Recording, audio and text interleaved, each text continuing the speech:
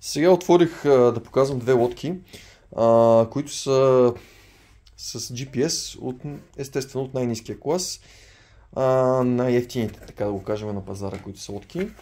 Обаче, дори да взимате ниския клас, също има огромни разлики. Ето, примерно, лодката D18 какво представлява и D19. Така, D19 е с 4 коша. Въпреки че същата лодка D19 вече има модел, благодаря ти, D20, който го водят. И на практика D20 е по-лоша лодка от D19. Това е естествено лично мое мнение. Така, това е D19. Това е D18. Под ръка не съм взел D19.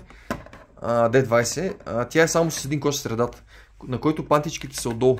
И когато отваряте, кората се заклещва доста често и ви се създава сериозни проблеми. Така че когато взимате, е хубаво да е с 4 коша, хубаво пантите задните, когато се отварят, настрани, да не са отдолу пантите сложени, за да не се заплете кордата. Съответно с тази лодка можете да разпъвате доста повече въдици и много по-удобно да имате повече бункери. Друго нещо, GPS е 100 точков, което е доста добре. Това е общо за D19 и D20. Но само D19 има два бункера отзад, това го запомнете. Така, ето го дизайна какъв е отпред. Фара тук има осветление. А това вече е D18, малко по-старата версия, която така. Ето как и отзад задния кош. Когато се отвори, съответно тук доста често се заклещва кордата. Нали, често може да се захване и да ви направи проблем. Точно когато най-малко очаквате и точно когато не би трябвало да имате проблеми, за да ви се продължи риболова нормално. Ето какво представлява D18, няма странични светлини. Също друг минус на D18 е, че батерията се слага горе високо и така дебалансира лодката. Докато при вече D19 имаме друга опция, отваряме я, тя е на винт вече. Благодаря ти. Отваряме и вътре като погледнем, батерията пада долу ниско на дъното.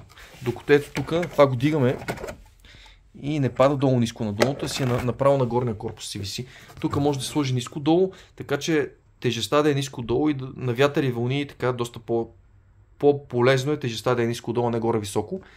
И по този начин не се получава така наречения ефект на махалото, да се люшка и да се зарулява повече, когато има вълни.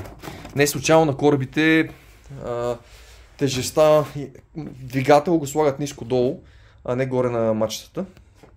Това е в общи линии разликата между D19 и D18. Държа да кажа, че D19 е много по-добра и от D20, защото D20 е същата като D19, просто разликата е, че отзад има само един кош. Не се бъркайте по номера. Гледайте да имате повече кошове и съответно кошовете да имат панти отстрани, а не долу, за да не ви се заплита кордата. Така че между D18, D19 или D20 разликата определено D19 бие по точки всичко друго от този клас лодки. И ето това е една прилична лодка за парите, които ще похарчите от ниския клас с GPS.